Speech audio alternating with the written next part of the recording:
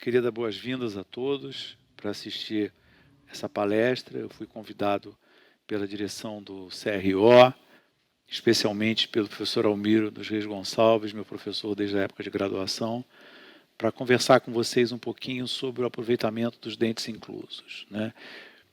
O professor Almiro não amarrou nenhum tema e eu sugeri esse tema e ele achou que o tema era interessante, porque essa é sempre uma preocupação dos dentistas em geral, especialmente dos odontopediatras e dos ortodontistas, quando eles se deparam com pacientes cujo dente não fez erupção.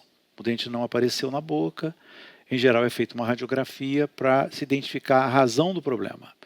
A partir do diagnóstico em que a situação se encontra, é que vai se determinar quais seriam as possibilidades de tratamento para aquela situação, né?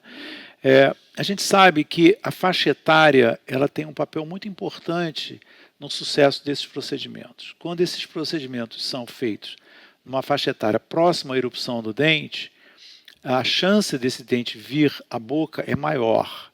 Se é um dente que, a princípio, ele vai erupcionar aos 6, 7 anos de idade, aos 7,5, 8 isso é identificado, já tem uma chance muito maior de sucesso. Se isso é identificado aos 13 ou 14 anos, talvez não seja. Então, e a razão disso é que o dente, estando próximo da erupção, tendo o ápice aberto, ele tem ainda uma força intrínseca para ele poder tentar fazer a sua chegada à cavidade oral. Então, essa é uma questão extremamente importante. E outra questão que eu considero muito relevante em relação aos dentes inclusos é a presença de espaço na arcada. Não adianta a gente fazer procedimentos visando tracionar o dente ou abrir para o dente descer, se aquele espaço tiver sido perdido pela migração dos dentes adjacentes. Então, existe um pré-requisito básico para que a gente possa ter uma chance maior de sucesso. A gente nunca promete que esse dente vai vir a erupcionar, mas há situações mais favoráveis, situações menos favoráveis, há inúmeros recursos dos quais a gente pode lançar mão, e é isso que eu gostaria de expor para vocês, para tentar clarear um pouco esse assunto, ainda que a gente saiba que o prognóstico ele nem sempre é certo. A gente tem um prognóstico, tem uma expectativa, que muitas vezes se concretiza ou não, mas as chances de sucesso são maiores, principalmente se for dente superior. Os dentes inferiores, a gente tem um pouco mais de dificuldade, mas os dentes superiores, o osso maxilar é um osso mais poroso, e o dente faz o seu caminho com uma certa facilidade, uma facilidade um pouco maior, quando a gente está lidando com os dentes superiores. Então eu gostaria de começar a projetar para vocês, discutindo algumas coisas que eu considero relevantes, né? Uma situação, que é uma situação bastante crítica, é a situação do dente anquilosado. Vocês estão vendo, por exemplo, um primeiro molar inferior, e esse primeiro molar inferior ele está em infraoclusão. Para a falta de sorte do paciente, o dente anterior a ele está ausente, que seria o segundo premolar. Então, esse paciente tem a retenção do primeiro molar e tem ainda a permanência do dente descido. Então, a perda desse primeiro molar significaria automaticamente a perda de 2 dentes. Se nós conseguimos salvar o primeiro molar, quando esse segundo molar descido esfoliar, já será apenas um espaço dentário para ser reposicionado. Então, são situações que a gente enfrenta e que a gente tem que tentar contornar. Vocês estão vendo uma radiografia de 6 meses após o procedimento que a gente chama de luxação forçada. A primeira manobra que a gente tenta, quando a gente está diante de um dente incluso, é mobilizar esse dente. Ou um dente infraoclusão, um dente anquilosado, é procurar mobilizar. E nesses casos que o dente está próximo ao nível de oclusão, do plano oclusal, a gente tenta mobilizar, pede ao ortodontista para exercer uma força um pouco mais intensa do que seria para levar esse dente a uma posição de oclusão, até porque existe a possibilidade desse dente, sendo levado em oclusão, ele reanquilosar. Então, se o colega tiver conseguido tracionar esse dente com um pouco mais de força, com mais de vigor, e levar esse dente em oclusão, o prognóstico fica bem mais interessante, mesmo que esse dente eventualmente venha a anquilosar. Então, a gente sabe, por exemplo, que a movimentação ortodôntica, em geral, os dentes se movimentam cerca de 1 milímetro por mês. Nesses casos, a gente tenta fazer com que o ortodontista movimente 1 milímetro por semana, levando esses dentes mais rapidamente ao plano de oclusão, eventualmente para evitar ou para não comprometer caso esse dente venha a sofrer um processo de reanquilose, né? Muitas vezes os pacientes desaparecem do cirurgião, eles não voltam, a gente não tem controle, mas eu tenho muita sorte, os pacientes depois voltam até para outros procedimentos. Quando essa paciente voltou 10 anos depois para remover os terceiros molares inclusos, eu pude ter o controle dela, e vocês estão vendo na primeira imagem, na parte superior esquerda, foi feita uma ponte naquela região, ligando o primeiro molar ao segundo premolar, ao primeiro premolar, melhor dizendo, né? Uma condição bem favorável em termos de periodonto para o primeiro molar, e uma prótese que ficou uma prótese estética e funcionalmente satisfatória. Então, não é um procedimento que a gente possa garantir uma chance grande de sucesso. Quando o paciente me pergunta qual é a chance de sucesso de uma luxação forçada, eu digo que é variável, né? Não depende tanto de quem faz, não depende tanto da situação, e os resultados eles são um pouco irregulares, mas como é um procedimento muito pouco invasivo, a gente considera que a luxação forçada deva ser a primeira tentativa a ser feita no caso de dente anquilosado. Bom, falando em relação ao espaço, então vocês estão vendo uma situação no quadrante superior esquerdo do paciente, em que o incisivo lateral migrou em direção ao incisivo central do lado oposto. Não há espaço para que um eventual incisivo central permanente erupcionasse. Então, o primeiro movimento que tem que ser feito antes da parte cirúrgica é a abertura de espaço ortodôntica, ortopédica, que é o que vocês estão observando. Então, o colega monta o aparelho, ele abre espaço, a gente mensura o dente que está incluso, e quando chega numa situação próxima do espaço que a gente necessita, ou o espaço pleno, aí sim algum procedimento invasivo vai ser feito para tracionar. Muitas vezes, só na abertura de espaço a gente já consegue sucesso. Então, algumas vezes, enquanto a gente vai abrindo espaço, a gente vai monitorando radiograficamente, que muitas vezes o dente pode fazer erupção espontaneamente só com a abertura de espaço. Mas quando isso não tem sucesso, aí sim a gente parte para algum procedimento de abordagem direta em relação ao dente que não erupcionou. Então vocês vejam, nesse caso, a abertura de espaço foi feita e existia uma chance razoável desse dente vir, porque vocês observem que o ápice desse incisivo central superior esquerdo continua aberto. Isso demonstra que esse dente ainda tem uma certa capacidade de erupção, ainda tem uma certa força de erupção. Então, a princípio, nesses casos, a gente faz a abertura de espaço e aguarda. Aguarda 3 a 6 meses e vê se esse dente se movimentou. Não tendo movimentado, aí sim a gente parte para um procedimento mais invasivo. Mas não esquecer que a primeira manobra é obtenção de espaço, abertura de espaço em geral ortodôntico. Um procedimento que a gente fez no início, há muitos anos, quando eu comecei a militar na cirurgia oral, eu era estudante ainda da faculdade, era o laçamento do dente. Nessa época, os mais jovens talvez não entendam, nessa época não existia ainda ataque ácido para colagem de aparatos ortodônticos. Os aparatos ortodônticos eles eram anéis metálicos, que eram passados em todos os dentes. Anéis que hoje estão completamente abandonados. Então, a gente fazia esse laçamento, mas esse laçamento, eu posso dizer para vocês que ele hoje está praticamente abandonado. Eu diria que está abandonado porque muitos desses dentes, eu me recordo, a gente avaliava posteriormente, mesmo os que erupcionavam, eles vinham ou com uma retração gengival ou com uma bolsa periodontal. E a nossa interpretação é de que esse fio de aço no colo do dente, ele poderia provocar um desgaste no cemento. Isso atrapalharia a reinserção dos tecidos que deveriam se posicionar naquela região. Então, o laçamento de dente é algo do passado, algo que a gente não vê espaço para que seja feito nos dias atuais. O que a gente faz em termos de abordagem, quando o dente está incluso e esse dente vai ser tracionado cirurgicamente, ou é a exposição da coroa do dente para uma posterior colagem ou a colagem transoperatória. Bom, quando o dente está palatino, a gente faz basicamente o que vocês estão vendo aí. Isso é um pós-operatório de 10 dias, é uma parte feia, a gente está vendo o tecido que envolve a coroa desse canino incluso, é um tecido um pouco rugoso, um tecido com aspecto inflamatório, porque é muito recente. Vocês estão vendo ainda um ponto que foi dado nessa região, um ponto de hemostasia, a gente vai explicar para vocês por quê.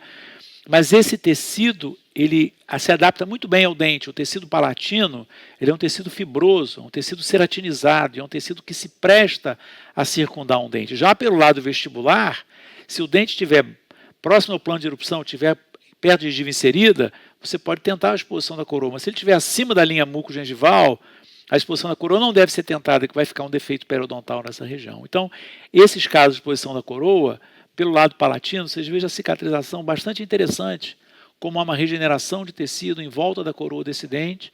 Quando esse dente é tracionado, é levado para o seu lugar, ele tem um colar de tecido ceratinizado que vai fazer com que ele seja um dente saudável. O dente saudável não é só o dente que está na boca, é o dente que está na boca com tecido circundante adequado, que é um tecido mais ceratinizado. Então, a minha opção número 1, quando o dente está incluso pelo lado palatino, é a abertura, a exposição da coroa do dente, para que o ortodontista possa iniciar um tracionamento cerca de 2, 3 ou 4 semanas após.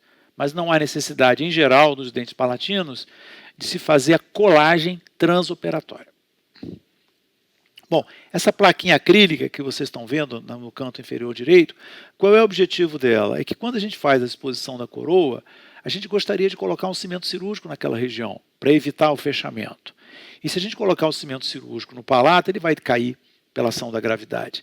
Então, quando a gente vai fazer uma exposição de um dente, principalmente um dente um pouco mais profundo, a gente molda o paciente antes, é confeccionada uma placa acrílica.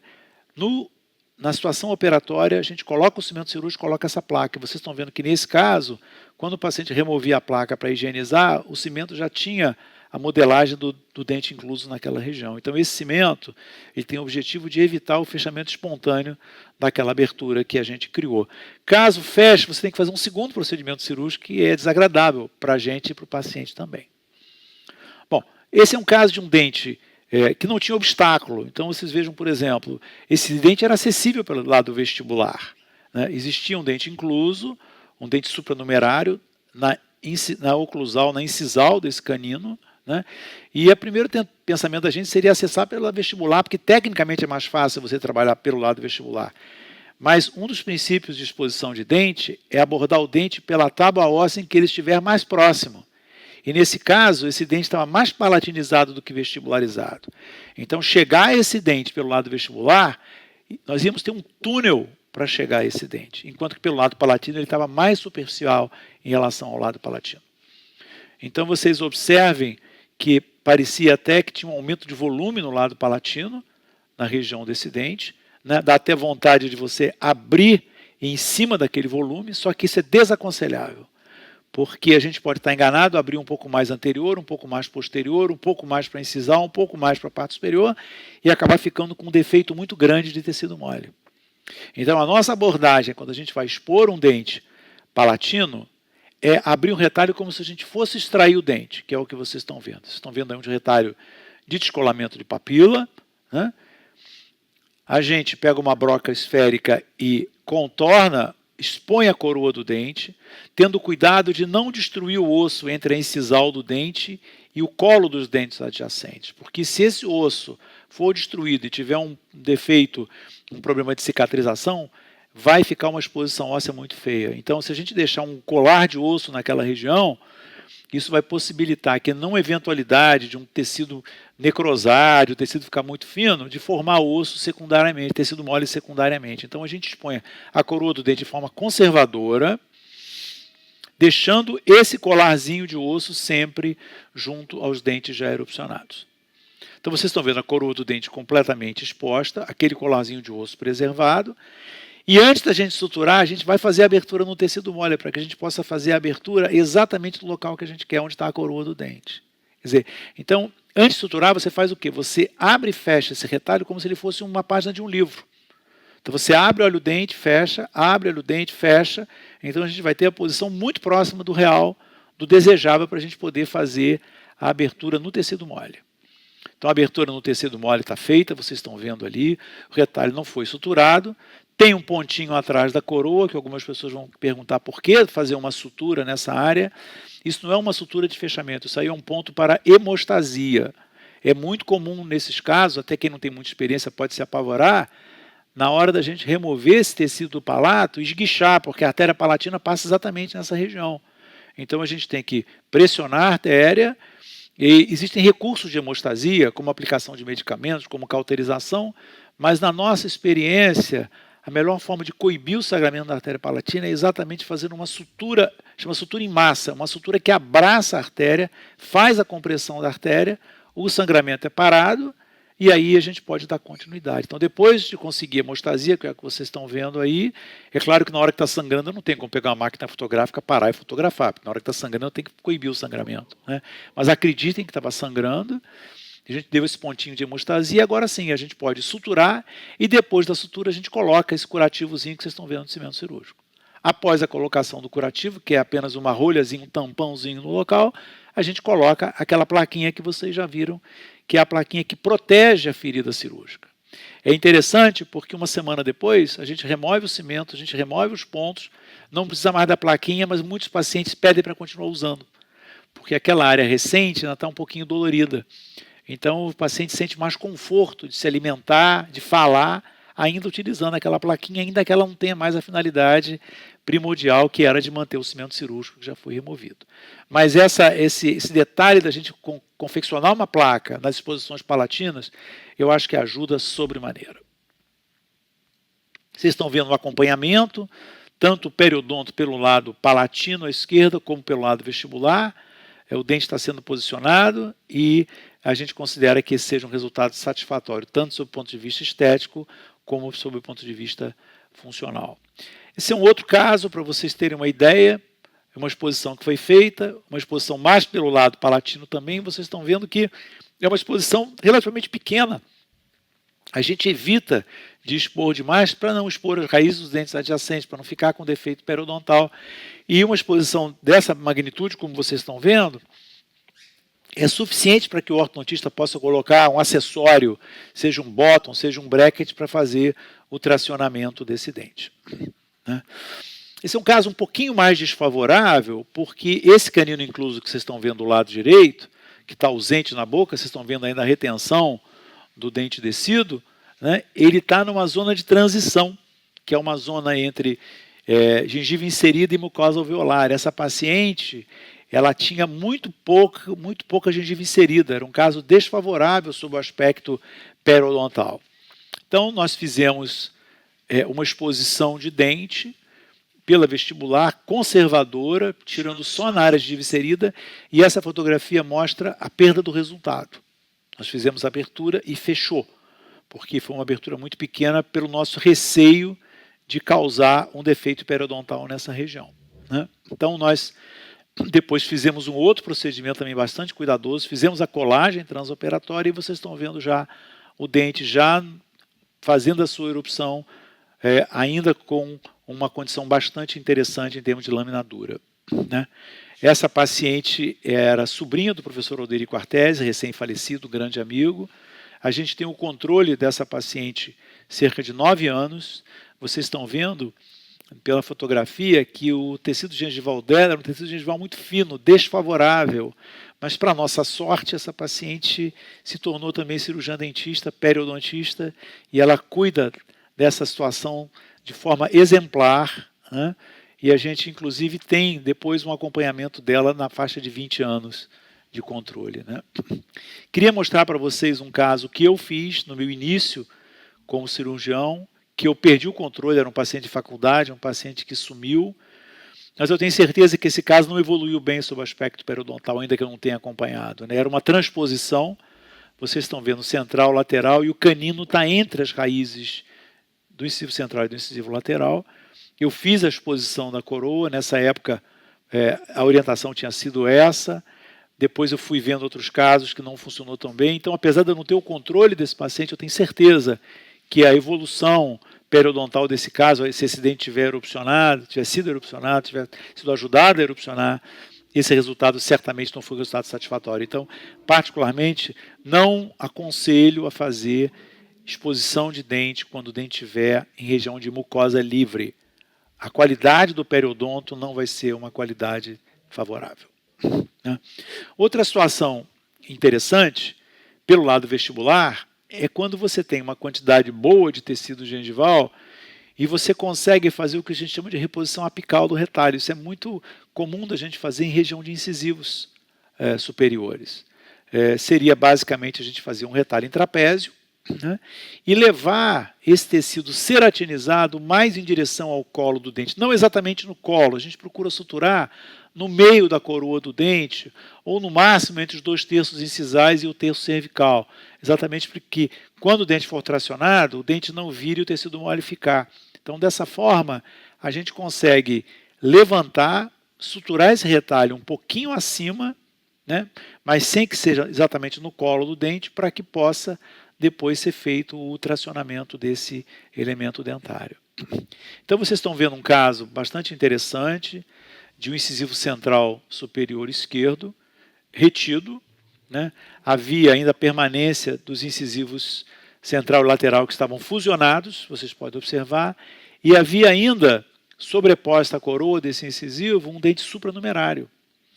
Para nossa sorte, o tecido vestibular desse paciente sobre esse dente incluso, junto a esses dentes fusionados, era um tecido de ótima qualidade, era um tecido ceratinizado e que a gente tentaria suturar acima, fazendo o que a gente acabou de comentar com vocês, que seria a reposição apical do retalho.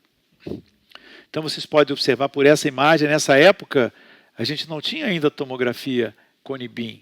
A vida de hoje é mais fácil com tomografia Cone-Beam em vários exames, mas a gente hoje não tem o controle que a gente teria num caso como esse. Então a gente pode observar o dente pelo lado vestibular, numa situação mais alta, né? Pela lingual, pela palatina, o dente supranumerário e o dente erupcionado na frente. Então a nossa estratégia foi trabalhar fazendo a reposição apical do retalho e tirar esse dente palatino por trás da coroa do incisivo permanente. E aí já o dente em fase de tracionamento, vindo em oclusão com um tecido ceratinizado, um pouquinho mais gordinho, mas um tecido de qualidade, um tecido fibroso, compatível com gengiva vestibular. A gente observa já numa fase mais avançada, uma situação bem interessante em termos de situação periodontal, né? Essa era a situação inicial. Essa é a situação desse paciente. Esse paciente foi acompanhado durante muitos anos pelo Dr. José Nelson Mucha, um dos nossos baluartes da ortodontia brasileira e mundial. Quer dizer, um caso muito bem finalizado e com uma condição periodontal bastante interessante, né? Queria mostrar para vocês também a questão de colagem transoperatória, né? O porquê da colagem transoperatória? Exatamente por aquilo que eu falei para vocês, de que quando o dente está vestibular alto, eu contraindico a gente fazer a abertura na mucosa livre porque o periodonto não vem de forma adequada. Então, qual é a logística da colagem transoperatória? É a gente abrir um retalho, é a gente fazer a osteotomia, achar o dente, faz um trajeto para que possa passar um fio de aço e faça a colagem do bracket, do bottom no dente, puxando esse fio de aço para dentro da boca. O detalhe é que, enquanto eu eventualmente faço uma colagem a cada 4 meses, 5 meses, uma colagem por ano, o ortodontista faz centenas de colagens por mês.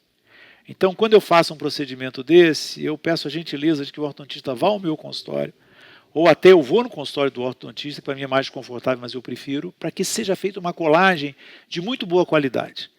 Porque quando a gente faz essa colagem, sutura o retalho, caso o bracket ou o bottom solte, a gente tem que reabordar, tem que abrir de novo para fazer uma segunda colagem.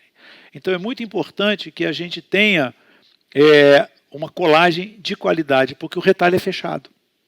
Então eu sempre, mais uma vez, solicito que o ortodontista nos ajude para fazer uma colagem que tenha mais segurança no sentido de longevidade, né? E é o que a gente está vendo nessa situação, né? Outra situação que a gente opta por colagem transoperatória são aquelas situações, um caso como esse, em que existem múltiplos dentes supernumerários, uma paciente com displasia de desostose cleidocraniana, e aí você tem que escolher dentes que vão sair, dentes que vão ficar e fazer várias colagens. São casos que você vai trabalhando neles ao longo de anos.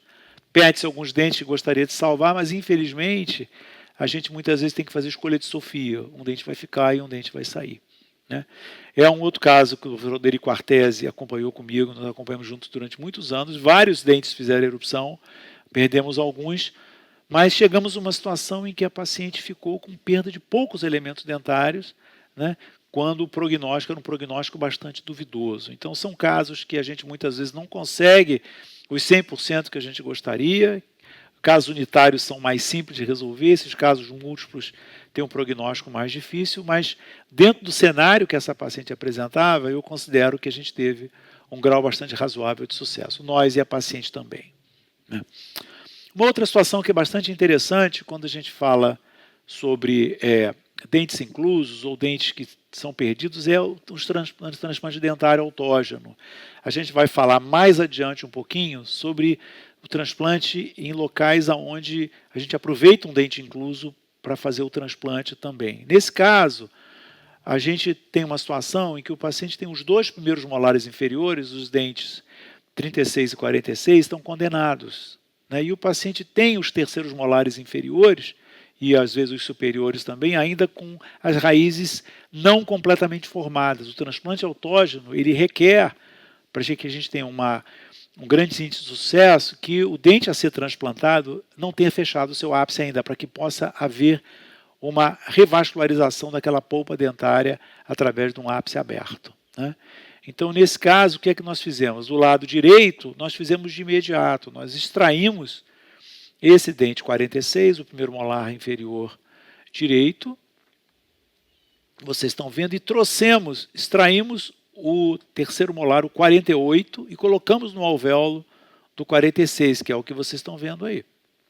Do lado esquerdo, havia um processo inflamatório na vestibular do dente 36, vocês estão vendo uma parúlite, havia um abscesso periodontal, e nós não achamos indicado a gente fazer o autotransplante no mesmo momento. Então, no mesmo momento que a gente fez o autotransplante do lado direito, nós fizemos apenas a extração desse dente do lado esquerdo, a curetagem, a limpeza, e 2 semanas depois nós fizemos o autotransplante. Então, vocês estão vendo a fotografia inicial e a fotografia 2 semanas depois, já sem o dente, mas ainda sem o terceiro molar transplantado, né?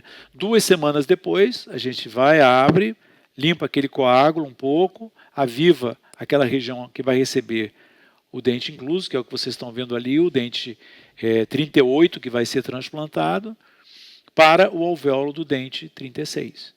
Ele está ali colocado um pouquinho em infraoclusão. A maneira mais simples, parece rudimentar, mas é a maneira menos invasiva de prender esse dente, é colocá-lo em infraoclusão e fazer 2 suturas que se cruzem, como se fossem 2 suturas em X. Pedir ao paciente para não mastigar nessa região, né, durante 4 semanas, para que esse dente possa realmente ser incorporado, né. Outro detalhe muito importante é que esse terceiro molar não fique fora do alvéolo durante muito tempo, ou quase nunca. Então a gente vai, abre a região do alvéolo do terceiro molar, expõe o dente para poder extraí-lo, volta para a região do primeiro molar, extrai o primeiro molar ou faz a curetagem. Quando o alvéolo está preparado, a gente remove o terceiro molar sem pegar na raiz, pegando apenas pela coroa, coloca no alvéolo. Não está pronto ainda, volta com ele para o alvéolo do terceiro molar mesmo, até a gente ter condição de colocar esse dente e fazendo com que esse dente fique o mínimo de tempo fora da cavidade oral do paciente. O ideal é que ele saia do seu próprio alvéolo e vá para o local a ser transplantado em pouquíssimo tempo, em menos de 30 segundos. 1 ano após, do lado direito, a gente observa o terceiro molar no lugar do primeiro já, com a raiz praticamente formada. À direita, a gente vê a questão periodontal muito bem resolvida. No lado esquerdo, também uma condição favorável, havia uma suspeita de que entre o segundo premolar e o dente transplantado houvesse uma bolsa periodontal. Isso não se confirmou. O periodontista avaliou esse paciente, sondou, e não havia bolsa periodontal, ainda que tivesse um ossozinho imaturo ali, mas não havia bolsa periodontal, e esse dente permaneceu na boca desse paciente por muitos e muitos anos. A gente, até onde a gente sabe, a gente acompanhou esse paciente por mais de 10 anos e o dente ficou lá bem bonitinho, né?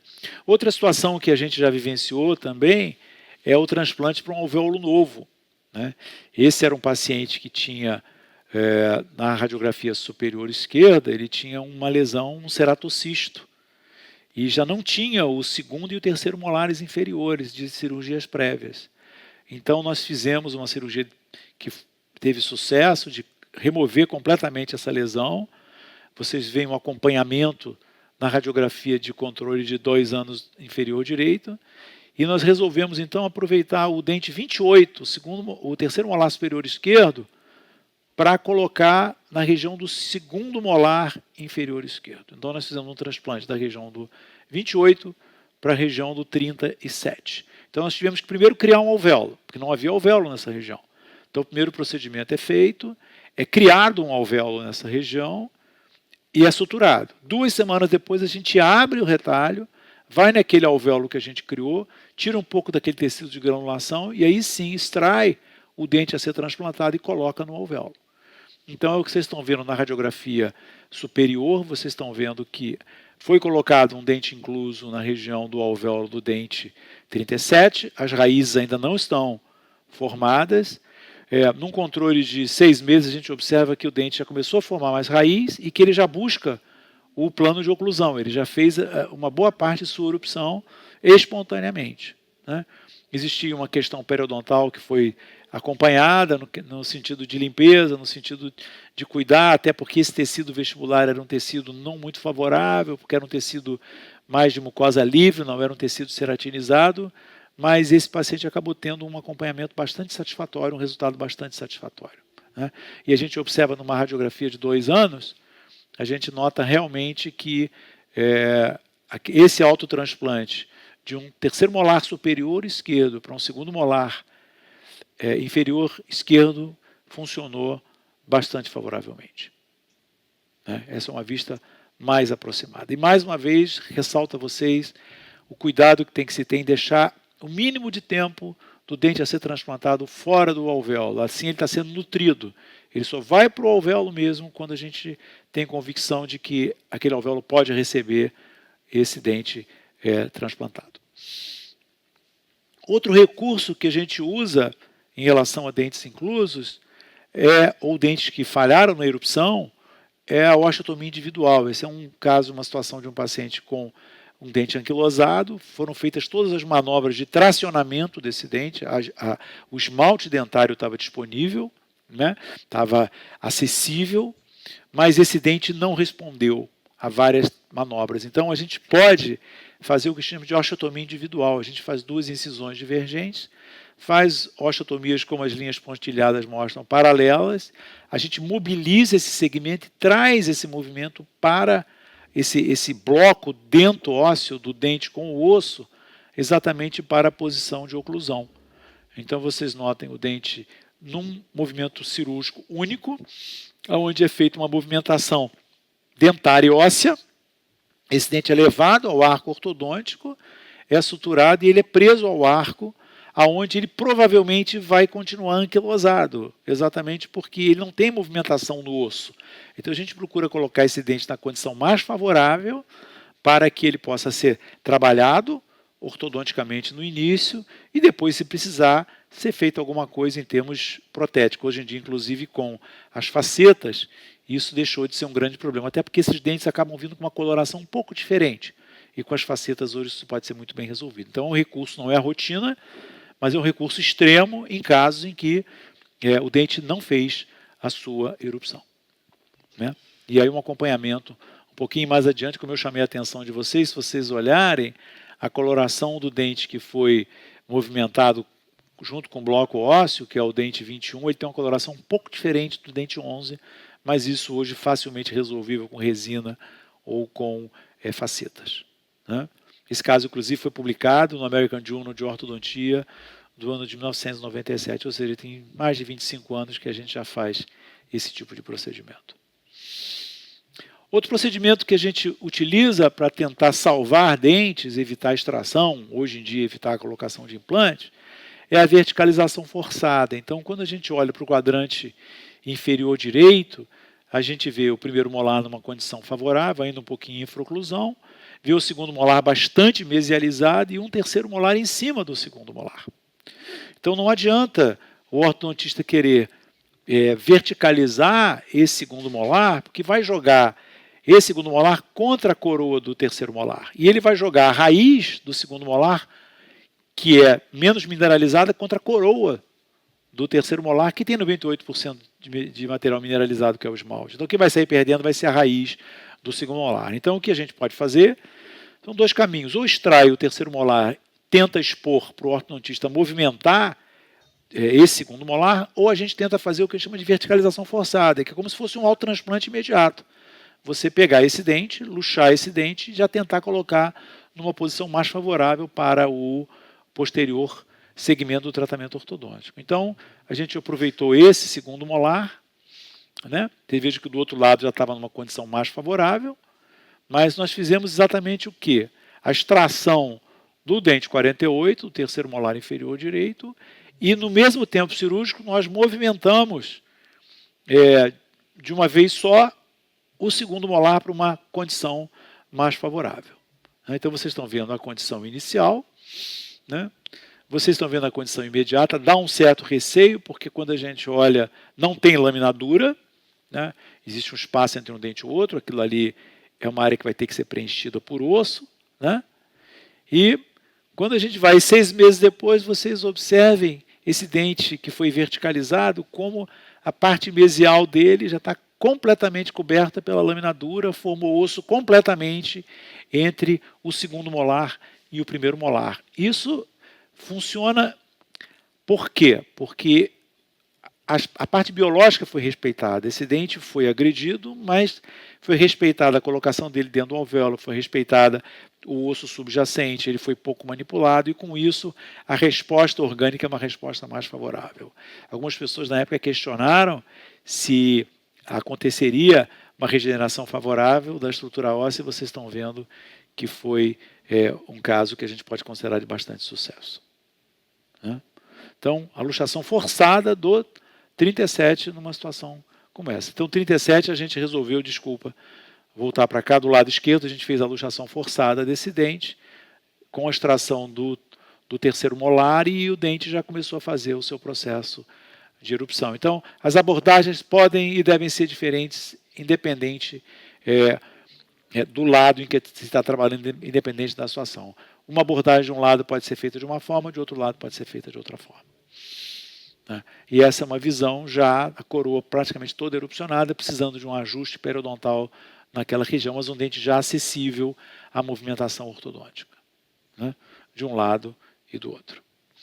Bom, então os principais fatores de sucesso que a gente enxerga quando a gente aborda os dentes inclusos, a gente diria que, primeiro, a manipulação mínima do dente quando a gente faz exposições, quer dizer, menos agressão, menos movimentação, menos tempo dele fora do alvéolo.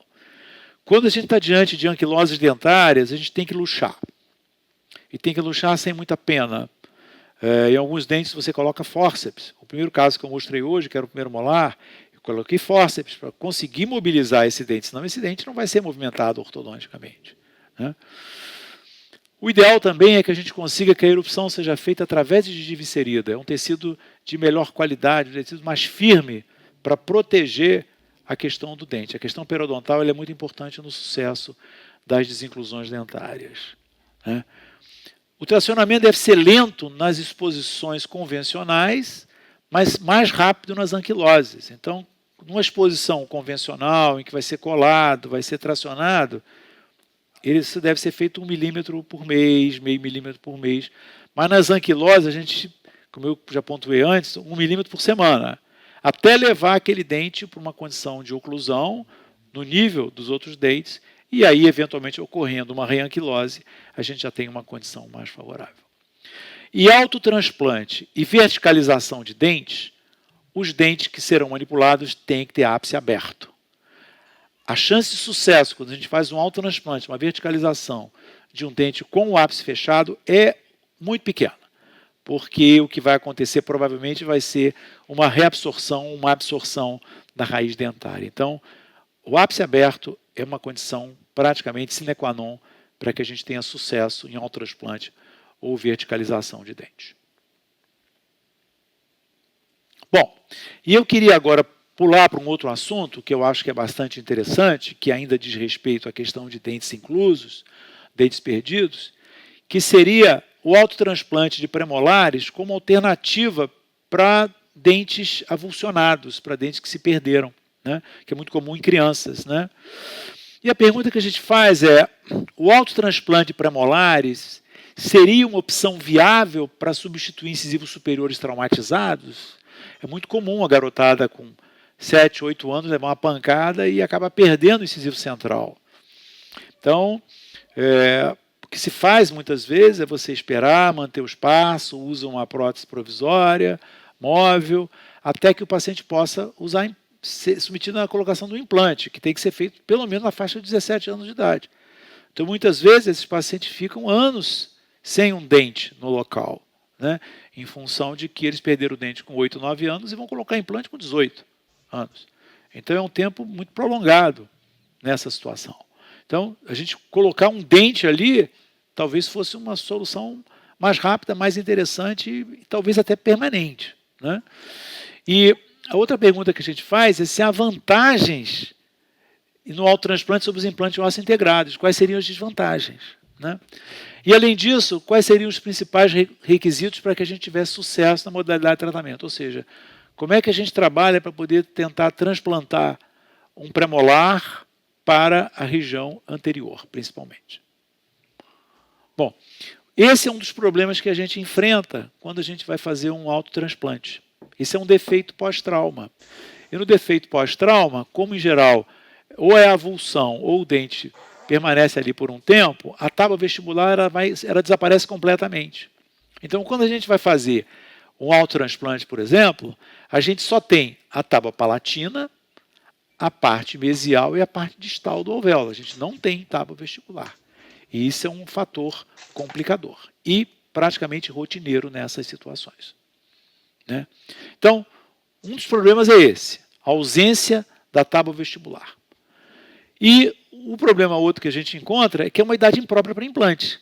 Então, esse paciente com 12 anos de idade não tem como ele colocar implante nessa fase. Então, vai ter que passar por todo aquele processo que a gente comentou com vocês. Bom, então, uma opção pelo implante seria esperar o final do crescimento, o que não é algo interessante. Mais ainda, quando esse paciente for colocar um implante aos 18 anos de idade, é bem provável que ele vai precisar de um enxerto em bloco.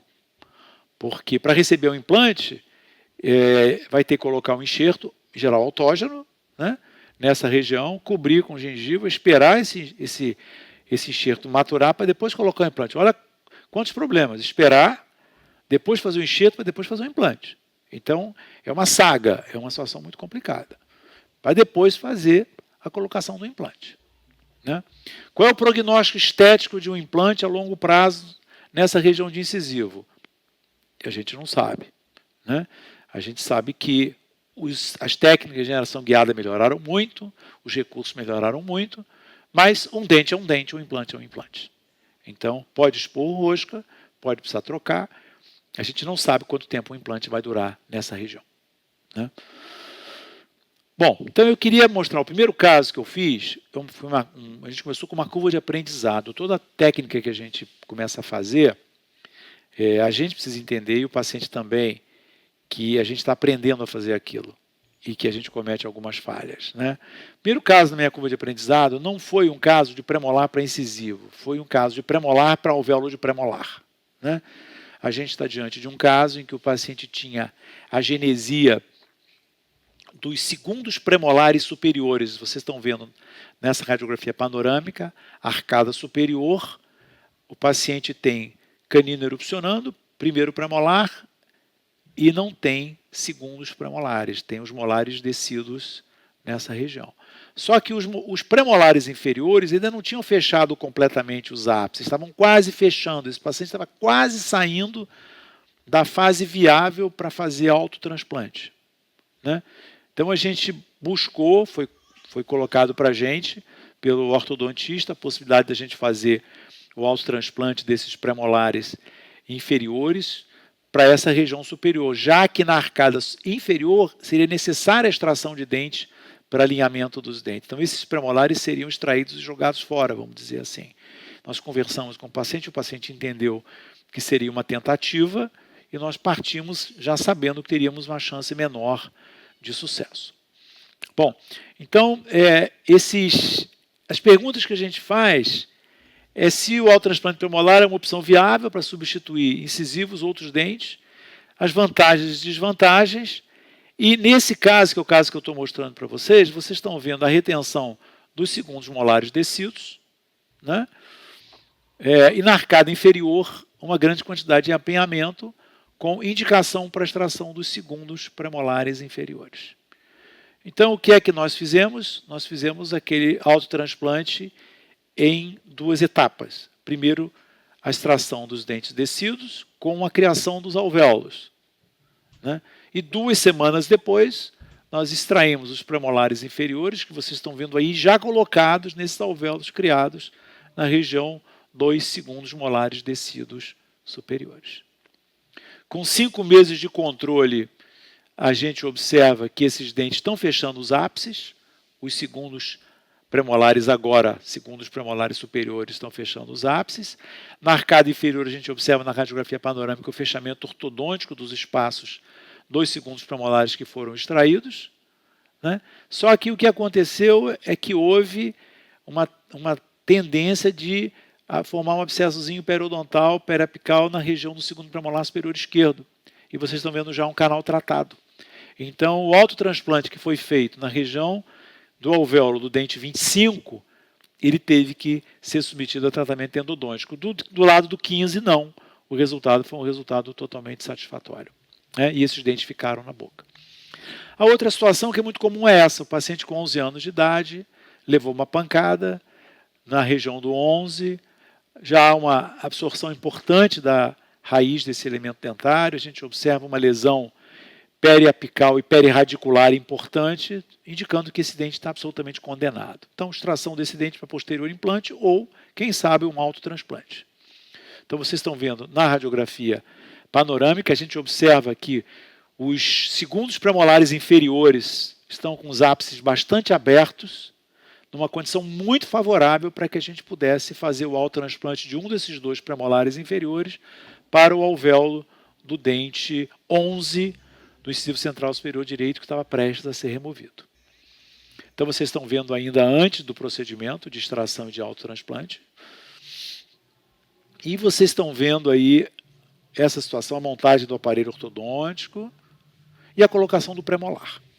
No começo assusta um pouco, né? Você olha um premolar, o premolar, por uma questão anatômica de raiz, ele é colocado com a proximal para vestibular. A gente não coloca vestibular do premolar para vestibular da gente. A gente coloca o dente lateralmente. Então, ele senta no alvéolo com uma das faces na tábua palatina e uma das faces proximais para vestibular. Ele é colocado girado, né? Como é que é feito esse procedimento? Primeiro, aquele dente foi extraído, o alvéolo foi curetado, a gente espera cerca de 1 mês para aquilo ali cicatrizar. A gente levanta o retalho, e quando a gente levanta o retalho, a gente se depara exatamente com aquele quadro que vocês já viram, que é a ausência total da tábua vestibular, né? Então, a gente extrai aquele dente inferior, imediatamente já leva para aquele alvéolo superior, o mínimo de tempo desse dente fora da boca, né? Sutura, ainda aquela forma rudimentar, mas muito eficaz de prender esse dente, né? Com suturas passando pela oclusal desse dente, né? A gente usa como medicação a dexametasona, dose única, 8 mg 1 hora antes, e faz antibiótico por 5 dias, começando na véspera do procedimento, né? Então, a gente observa numa radiografia de controle a ausência dos 2 premolares inferiores, que teriam que ser extraídos mesmo, e a gente observa na parte superior, na região do alvéolo do 11, um dente já autotransplantado. É um aspecto feio que a gente está vendo, esse dente vai ser restaurado, né? Mas, para ele ter um sucesso esteticamente, funcionalmente, ele tem que ser movimentado ortodonticamente para uma condição até para que ele fique de um tamanho favorável em relação ao dente do lado. Então, ele tem que ser movimentado ortodonticamente. Então, para se movimentar um dente desse, tem que esperar 6 meses. Não adianta querer fazer antes da hora. Então, vocês viram que a questão periodontal fica muito bem resolvida. O periodonto sem nenhuma evidência de processo inflamatório, a gengiva muito saudável, né? Começa a formar raiz, né? E depois é feito um trabalho de dentística, como vocês estão vendo. Então, isolamento absoluto, esse dente vai ser restaurado, né? Então, vocês vejam todo cuidado na restauração, na preparação da restauração. E vocês vejam que uma restauração foi muito bem feita. Nem parece que é um premolar que está nessa região, né? Um resultado bastante interessante. Foi o professor Paulão, eu falo, mas não pode chamar de Paulão. Ele fala, Paulo, todo mundo me conhece como Paulão. Se você falar o meu nome verdadeiro, muita gente não vai nem saber que sou eu. Então, eu sou o Paulão mesmo. Eu falei, tá bom, então você é o Paulão. Meu amigo Paulão, meu ex-aluno Paulão. Então, o que acontece? Quando a gente restaurou a coroa, tá legal, mas esse dente continua com a coroa clínica maior do que o outro. E Quando você olha uma situação como essa, região anterior, paciente com sorriso alto, isso é uma situação desfavorável. Então, isso vai ter que ser trabalhado ortodonticamente. Então, o tratamento ortodôntico, então, vai fazer o quê? Vai instruir esse dente. E o Dr. Lincoln Nojima, ortodontista, foi que fez esse trabalho ortodôntico. Então, vocês observam que agora está numa situação bem mais favorável. E interessante que para o paciente agora, o dente ruim é o esquerdo, que está amarelo. Então, amarelado. Então, o professor Paulão vai ter que trabalhar para poder igualar o D21 ao dente 11, né? Que foi exatamente o que foi feito. Então, agora sim, a gente tem uma condição de coloração mais interessante, que ainda pode ser melhorada, foi melhorada ainda no futuro, né? Mas aonde a gente tem uma condição bem mais interessante, né? Vocês vejam um outro caso também bastante interessante de um autotransplante de um premolar para a região de incisivo. Nesse caso, a colega pediu para eu colocar vestibular para vestibular. Ela falou, nesse caso, Paulo, eu não tenho muito espaço, eu não tenho como aumentar. Então, ele não vai caber colocado com a proximal para vestibular, então pode colocar vestibular para vestibular. E foi exatamente o que eu fiz. E a colega acabou trabalhando com esse dente dessa forma e depois restaurou e também ficou com um resultado que a gente considerou bastante satisfatório, que deixou o paciente bastante feliz. Porque quando a gente pega uma situação como essa, em que o paciente levou uma pancada e a gente deixou esse dente durante muito tempo, acontece um processo como esse de reabsorção ou substituição. E aí já fica mais difícil fazer autotransplante, porque chega nesse estágio, o paciente já tem 18, 19 anos de idade. Então já não tem mais dente para fazer autotransplante. Os premolares já não se prestam mais. Então, a idade que se presta para fazer isso é a idade de 10, 11, 12 anos de idade, quando os premolares ainda estão com os ápices abertos. Então, para mostrar para vocês um caso que essa paciente chegou para a gente, até uma paciente para cirurgia ortognática, que tinha feito tratamento endodôntico nesses elementos dentários, né, uma multida aberta anterior, tinha uma deformidade dentofacial, ela foi fazer tratamento ortodôntico preparatório, ela tinha uma biprotrusão, como vocês estão observando, né, um overjet importante, significativo, com multida aberta, e a gente tem que colocar um implante, a gente coloca o implante antes ou coloca o implante depois, esse é um questionamento que a gente sempre tem, e qual é o tecido periimplantário. Estou tentando comparar isso com o caso que a gente fez autotransplante, né? Então, o tratamento realizado foi a extração simultânea à osteotomia sem colocação dos implantes. E a colocação dos implantes 60 dias após, porque a relação entre maxila e mandíbula foi alterada pela cirurgia ortognática. Então, vocês vejam a radiografia panorâmica pós-operatório, 4 placas superiores para a movimentação da maxila, os alvéolos vazios dos incisivos centrais superiores, osteotomias de mandíbula com placas e fixações com fio de aço. E depois, 60 dias depois, a colocação de 2 implantes superiores. Foi um trabalho muito bem feito pelo Dr. José Nelson Mucha, um trabalho também protético bastante interessante, vocês estão vendo, mas o periodonto, o tecido periimplantar muitas vezes não fica tão bom quanto o tecido peridentário, o tecido periodontal propriamente dito, né? Então, é um caso que eu acho que ficou bem resolvido, a paciente ficou bastante satisfeita, até porque ela fez o tratamento da deformidade dentofacial, ela tinha multida aberta anterior, excesso anteroposterior, biprotrusão, retrobentonismo. O Dr. Carlos Federico Marinho, que é um ótimo protesista, fez o tratamento dessa paciente. Um tratamento bastante satisfatório, o paciente ficou muito feliz, mas a gente tem que lidar com 2 implantes nessa região, um cuidado muito grande que o paciente terá que ter, e uma possibilidade até de perder um pouco de osso na região vestibular e eventualmente ter que refazer alguma coisa. Mas, para o cenário que se apresentou, esse era o quadro. A colocação tivéssemos visto essa paciente cedo, com 11, 12 anos de idade, se tivesse pensado em um autotransplante, talvez fosse uma opção interessante. Não sei, mas a gente não viu a paciente nessa fase. Quando ela chegou para a gente, ela já tinha 19 anos. Esse é um caso também interessante, que a gente vivenciou, também na região anterior. Então, vocês vejam, esse paciente teve um trauma importante, inclusive existe um abscesso gengival, uma parúlide na região do 21. Né? O 11, o 21 e o 22 estavam basicamente comprometidos. Então, vocês veem na radiografia panorâmica, o 11 com canal tratado, o 21 com bastante reabsorção e o 22 também com bastante reabsorção. Né? Era um rapazinho bastante jovem, né? Como vocês estão vendo. Ele tinha indicação para extração de premolares inferiores, como vocês estão vendo, um bom apinhamento anterior, inferior, né? Os dentes ainda, os premolares inferiores com ápices abertos, o que favorece muito o autotransplante. Agora, não havia possibilidade da gente colocar 3 implantes, não havia espaço para 3 transplantes dentários. Apesar de serem 3 dentes, 2 centrais e um lateral, a gente só tinha espaço para 2 dentes, para fazer um autotransplante de 2 dentes, né?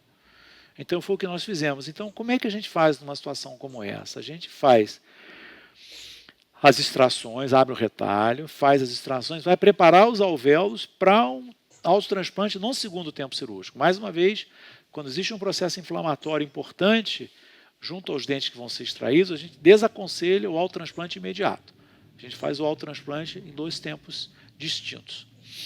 Então, vocês estão vendo as extrações dos dentes comprometidos, o preparo dos alvéolos com bastante irrigação, instrumento de alta rotação, curetagem cuidadosa para remoção de tecido de granulação, a sutura dos alvéolos, colocação de uma prótesezinha provisória para o paciente não ficar sem o dente, já passou daquela fase de ser comum, a garotada está sem os incisivos centrais, ele já tinha mais do que 10 anos de idade, né?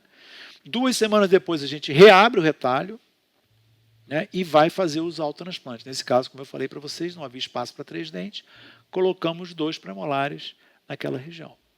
Então, vocês estão vendo os 2 premolares já colocados, já numa fase em que o tecido mole já vai se adaptando, né? Existem inúmeros artigos, principalmente dos grupos da Escandinávia, mostrando controles, acompanhamentos de formação radicular, como vocês estão vendo aí. Em geral, acontece uma ótima formação radicular. Muitas vezes, há depois um apagamento da polpa dentária. A polpa dentária, ela calcifica, mas os dentes permanecem sem problema. Então, vocês vejam um caso que foi tratado ortodonticamente pela doutora Ana Maria Bolognese. Tem que esperar os 6 meses para tracionar, não adianta a gente se precipitar. E aí sim, esses dentes vão ser tracionados lentamente para serem levados a uma condição mais favorável para depois eles serem sofrerem recontorno, ficarem numa condição estética melhor. Então vocês vejam com muito cuidado ortodôntico, esses dentes foram levados a uma condição mais favorável, onde já poderia ser feita o recontorno, a parte da estética desses elementos dentários. Vocês vejam a condição periodontal, que é muito importante, porque com a condição periodontal ruim, a longevidade do dente vai ser muito pequena. Nós queremos colocar esses dentes aí, queremos que eles durem, se Deus quiser, para o resto da vida. Se eles estiverem bem plantados, bem cuidados, bem reabilitados, eles têm condição de serem dentes considerados normais, dentes com uma sobrevida normal. Então, vocês vejam os dentes já com a coroa bem mais favorável, já praticamente reabilitados, né? E na radiografia, numa das radiografias de controle, vocês vejam que há uma calcificação completa da polpa dentária. Esses dentes são dentes que têm vida praticamente normal. O acompanhamento deles mostra que é um sucesso total. Esses dentes, a longevidade deles é igual a dos outros elementos dentários. Com 3 anos de controle, uma condição periodontal boa, sem qualquer aspecto de inflamação gengival. Então, a pergunta é, o autotransplante premolares é uma opção viável para substituir incisivos superiores traumatizados? Sim, mas sim dependendo do momento em que esse autotransplante vai ser feito, tá? Há vantagens no autotransplante sobre os implantes de ósseo integrados? Eu acho que sim também, porque quando você faz esse autotransplante, você faz cedo. O paciente não vai precisar ficar esperando 10 anos para fazer isso, para reabilitar, para fazer. Claro que ele gasta um tempo fazendo autotransplante, fazendo ortodontia, mas é muito menos tempo do que ele esperar para fazer um implante, para fazer um enxerto em bloco aos 18 anos, para colocar um implante e ter um implante na boca. Esses dentes são dentes, né? E as desvantagens? Algumas desvantagens, talvez, exatamente porque tem que fazer um tratamento ortodôntico, tem que fazer um acompanhamento, não é algo tão simples assim. É um tratamento ortodôntico trabalhoso, demorado, mas que eu acho que o resultado talvez vale a pena, né? Quais são os principais requisitos para o sucesso nessa modalidade? Eu vou fazer as recomendações, teria avaliar a possibilidade de autotransplante, para saber se é viável, principalmente em relação à formação do dente que vai ser autotransplantado. Segundo, aguardar 6 meses para movimentar ortodonticamente, não adianta querer movimentar imediatamente, porque vai perder o autotransplante. Há uma necessidade de restaurar o dente transplantado, sim, para que ele possa ficar com a forma adequada. Há uma possibilidade, uma necessidade plástica periodontal, para que o contorno gengival fique contorno gengival mais estético, né? São situações desvantajosas, mas que o prognóstico estético-funcional, no meu entender, é muito mais favorável, porque dente é dente e implante é implante, além daquela condição que a gente considera de que você vai ter uma reabilitação mais rápida. Então, na realidade, eu queria, nessa oportunidade, mostrar para vocês alguns dos recursos que a gente lança a mão na tentativa de resolver questões estéticas complicadas, questões estéticas que se resolvem muito cedo, que aparecem muito cedo e que muitas vezes a gente vai tendo que ir contornando com isso. Tem um rapazinho que eu vi, eu conheci, ele agora está com 40 anos de idade, eu conheci quando ele tinha 14 anos, que ele caiu, bateu com os dentes, tratou o canal, eu fiquei acompanhando, reabilitando o canal, cirurgia, uma série de coisas, e agora ele culminou com a extração dos dentes e colocação de implantes. Nós conseguimos contornar isso durante muitos anos, mas por quê? Porque quando eu conheci ele já não tinha mais premolar para transplantar. Está tudo bem, a gente teve que ter muita coragem. Hoje, um rapaz de 38 anos, com 40 anos, com um sorriso alto, você colocar uma prótese ali com implante, mas graças a Deus as coisas se resolveram. Então, existem opções ótimas para a gente resolver situações já sedimentadas, mas o autotransplante ele vem como opção para a gente abordar casos de pacientes muito jovens com resultados que podem ser satisfatórios. Então, eu espero que isso sirva de alguma forma para que vocês possam reavaliar e talvez até traçar abordagens um pouco diferentes para problemas que são problemas do nosso dia a dia. Então, eu queria mais uma vez agradecer o convite que me foi feito pelo CRO e espero que isso contemple os anseios de vocês.